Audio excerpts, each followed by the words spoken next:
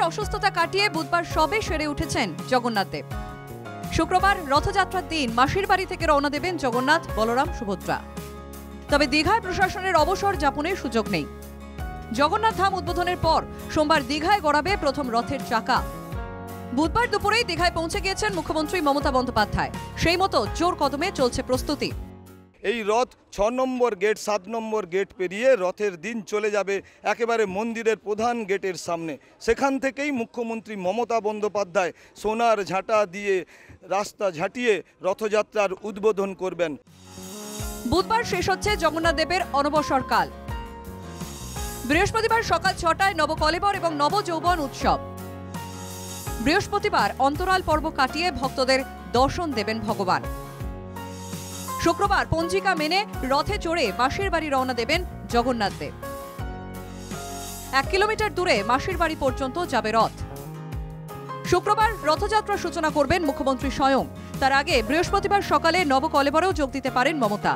এর মধ্যেই রথ সাজানোর কাজও প্রায় সম্পন্ন।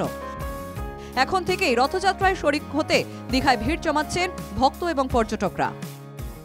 এরকম একটা পরিবেশ দেখলাম, ভালো লাগলো খুব। ওনাকে অনেক ধন্যবাদ যে উনি এরকম একটা মন্দির তৈরি করে দিয়েছেন। এত সুন্দর পরিবেশ আমার খুবই ভালো লাগছে। কেন আমাদের পূর্ব মেদিনীপুর জেলার মধ্যে একটা হয়েছে, খুবই ভালো লাগছে। এবং এত সুন্দর এই জগন্নাথ ধাম তৈরি হয়েছে, আমরা খুব খুশি। এই রথ এখানে ভালো লাগছে এবং রথও দেখবো। তারপর মুখ্যমন্ত্রীকে আমরা ধন্যবাদ জানাই যে এই মন্দিরটা যে জগন্নাথ ধাম তৈরি করেছে। এই বিশাল আয়োজন উপলক্ষে এখন থেকেই সেজে উঠেছে গোটা দীঘা। পরিচ্ছন্নতার দিকেও বিশেষ নজর রাখা হয়েছে। একই সঙ্গে আঁটোসাঁটো নিরাপত্তার বন্দোবস্ত করা হয়েছে প্রশাসনের তরফে। বিভিন্ন জেলা থেকে প্রায় 3000 অতিরিক্ত পুলিশ বাহিনী দীঘায় আনা হয়েছে। জায়গায় জায়গায় বসানো হয়েছে সিসিটিভি ক্যামেরা। প্রয়োজন মতো বাঁধা হয়েছে বাঁশের ব্যারিকেড। নজরদারিতে পুলিশের তরফে মোতায়েন করা হয়েছে ড্রোনও।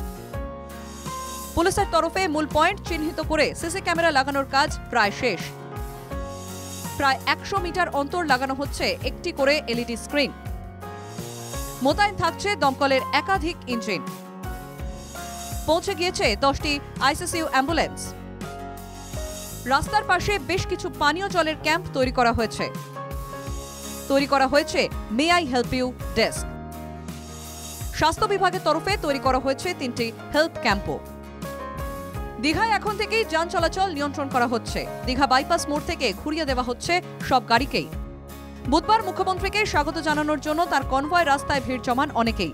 সব মিলিয়ে দীঘার রথযাত্রা ঘিরে উন্মাদনা তুঙ্গে। শান্তনু বেরার রিপোর্ট, এনকেটিভি বাংলা।